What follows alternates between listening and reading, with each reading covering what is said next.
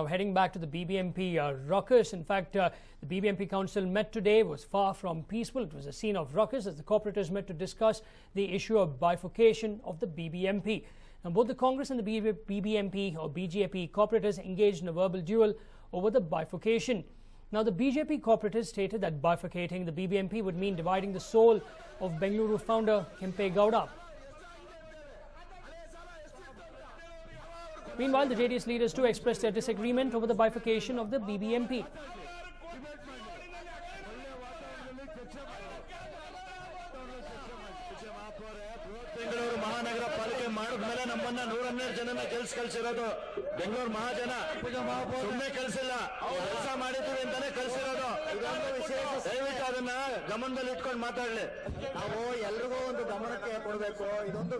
Clearly see the ruckus over there. The mayor, Satyanarayana, has stated that they have sent a letter to the state government stating that the BBMP, basically all the corporators together, are not in for bifurcating of the BBMP.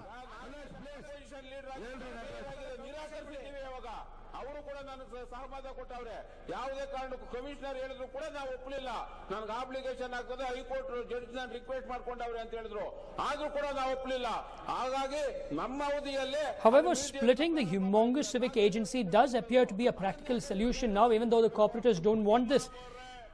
Now, the ambitious plan to draw the suburbs into the BBMP's jurisdiction didn't really work as the city rapidly sprawled outwards, and the Palike is clearly not equipped to handle it. Now, it is stated that compact parcels are much easier to manage. There is no guarantee that the BBMP, known for its lax officials and mismanagement, will deliver. You have seen what's happened. It needs tough, efficient officials to run the city smoothly.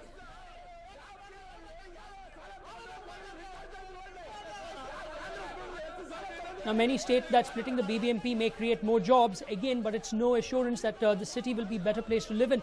So these are the arguments going to and fro. Some who say that splitting it will actually help, smaller, easier to run, and efficiency will also improve. Others say that you've already seen what's happened over here in spite of the number of commissioners and special commissioners and officials and senior engineers in place.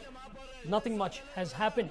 But as of now, ruckus in the BBMP council during the meet on the bifurcation issue. The mayor has clearly stated that they have sent a letter to the state government stating that they are not in favor of bifurcating the BBMP.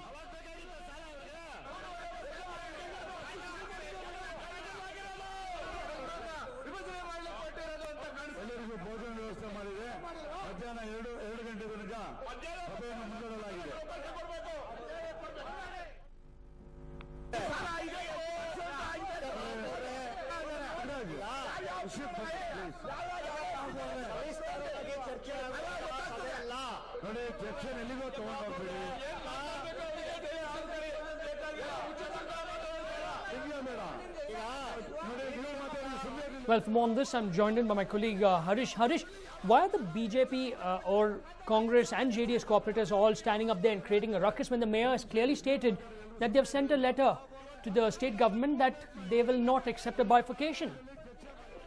Well, Nolan, this was before the resolution was passed in the BBMP council that the council is unanimously against the bifurcation or trifurcation of BBMP, and there was also the BJP which blamed the Congress for this, and the Congress members of Congress in the council said that there was no intention for the government to bifurcate the BBMP, and this entire session or council should be stopped. The subject should not be discussed since there's no intervention or there's no intent shown by the government.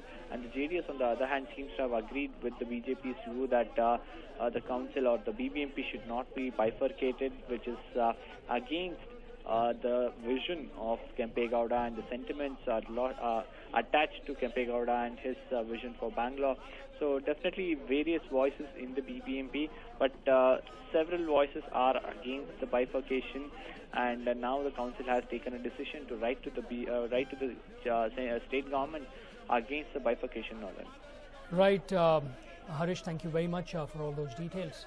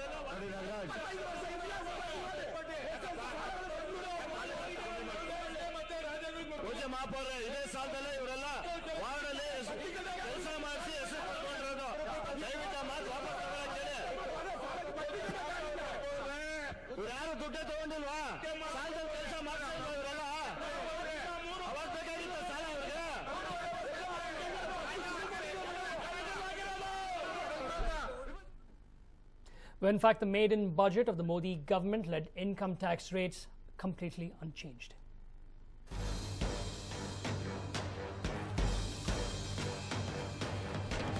In fact, income tax rates were left unchanged but provided sops to small and marginal assessees by raising the threshold exemption limit from 2 lakhs to 2.5 lakhs and investments under ATC by 50,000 to 1.5 lakh rupees, while promising not to bring tax changes with retrospective effect. The budget makes cigarettes, tobacco, pan masala, gutka and cold drinks costlier by raising excise duties, while CRT, TVs used by the poor, LCDs and LED TV panels of less than 19 inches will be cheaper through cuts in custom duties. Now, in encouraging signals to domestic and foreign investors, Jaitley announced that all fresh cases arising out of retrospective amendments of 2012 in respect of indirect transfers will be scrutinized by a high-level committee to be constituted by the CB's DT before any action is initiated.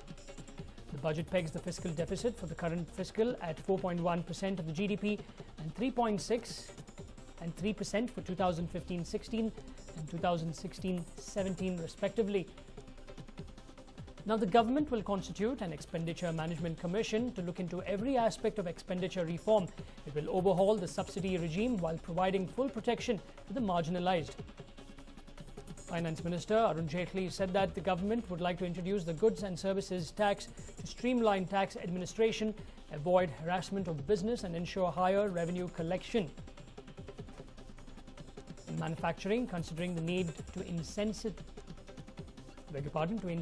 smaller entrepreneurs, it provides investment allowance at the rate of 15% to a manufacturing company that invests more than 25 crore rupees a year in plant and machinery for 3 years.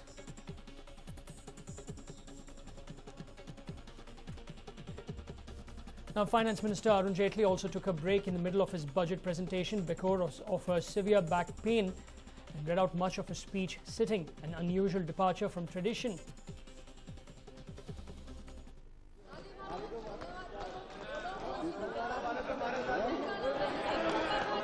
Just, can we have a, Madam Speaker, can we have a 5-minute break?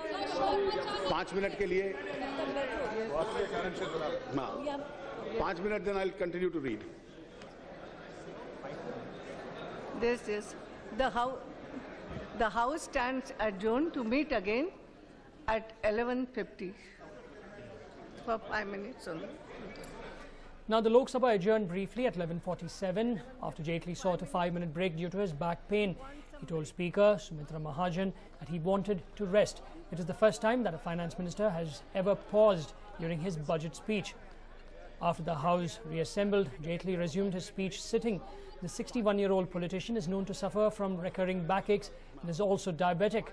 A budget speech usually lasts over 2 hours, and finance ministers usually soldier on by shifting their weight and pausing for water.